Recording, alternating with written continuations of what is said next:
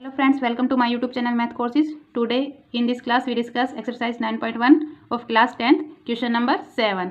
Say in this question, from a point on the ground के एक point से the angle of elevation of the bottom and the top of transmission tower fixed at the top of 20 meter high building are 45 degree and 60 degree respectively. Find the height of the tower. कहता है हमारे पास एक ground है, इसके ऊपर एक building है जिसकी हाइट है 20 मीटर।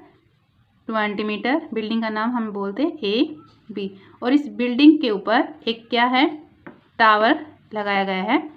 C पॉइंट नाम देते हैं इसको टावर। तो अब इसने बोला कि इससे angle of elevation of the bottom में यहाँ पर टावर बताएगा कितने एंगल बनाता है, 45 डिग्री। बिल्डिंग से तो बनाता है 45 डिग्री एंड टावर से एंगल बनाता है यहाँ पर एलिवेशन 60 डिग्री। क्लियर? ये वाला है A-B, इसको नाम देते हैं D।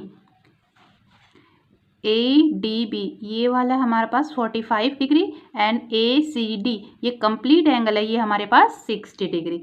अब हमें इसके अंदर हाइट ऑफ टावर बतानी है AC ये कंप्लीट हाइट हमको निकालनी है, सिर्फ हमें बिल्डिंग की AB हाइट मालूम है।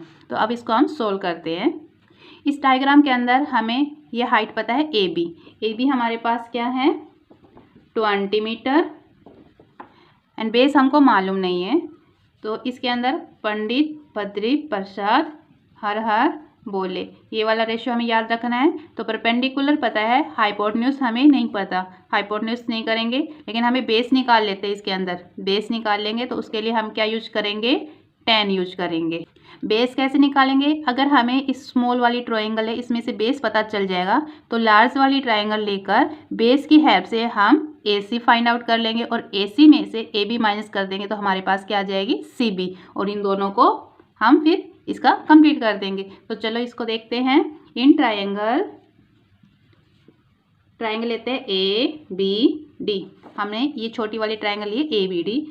तो ABD के अंदर बेस परपेंडिकुलर अपॉन बेस क्या होता है 10 का यूज करेंगे। tan theta is equal to perpendicular क्या है AB upon AD। tan theta की वैल्यू क्या हमारे पास 45, tan 45 degree is equal to AB 20 और AD हमें फाइंड आउट करना है।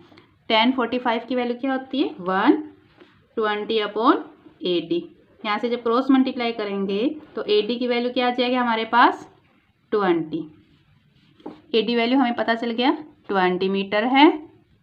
नाउ इन ट्रायंगल हम कौन सी ट्रायंगल लगे ADC, इन ट्रायंगल ADC हमें फाइंड क्या करना है, टावर की हाइट फाइंड आउट करनी है। टावर की हाइट क्या है हमारे पास BC, तो टावर की हाइट हमें BC फाइंड आउट करनी है। तो अब हम लेते हैं ये ट्रायंगल ADC। अब इस ट्रायंगल के अंदर 10 कंप्लीट एंगल कितना है 60 degree, tan 60 degree is equal to same perpendicular upon base. इसके अंदर परपेंडिकुलर क्या हमारे पास AC और बेस क्या है AD। tan 60 की वैल्यू होती है √3 इजक्वल टू AC हमें पता नहीं है, AC अपॉन AD की वैल्यू अभी निकाली है 20 मीटर। क्रॉस मल्टीप्लाई कीजिए, AC इजक्वल टू √3 20 एंड इसको लिखते हैं 20 √3। नाउ अब हमारे पास AC भी हो गया है और AB भी बताया। अब AC में से अगर AB माइनस कर देंगे तो हमारे पास BC आ जाएगी। Now height of tower BC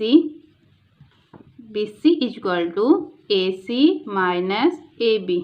इस कंप्लीट में से ये स्मॉल AB माइनस कर देंगे, हमारे पास BC आ जाएगा। BC इजक्वल टू AC की वैल्यू हमारे पास 20 √3 अभी फाइंड आउट किए, माइनस AB किए 20। Okay, BC is equal to 20 common लेते हैं, 20 अंडर √3 माइनस 1। BC की वैल्यू क्या आ गई हमारे पास ये, और यही हमारे पास क्या हो जाएगी हाइट ऑफ टावर। क्लियर?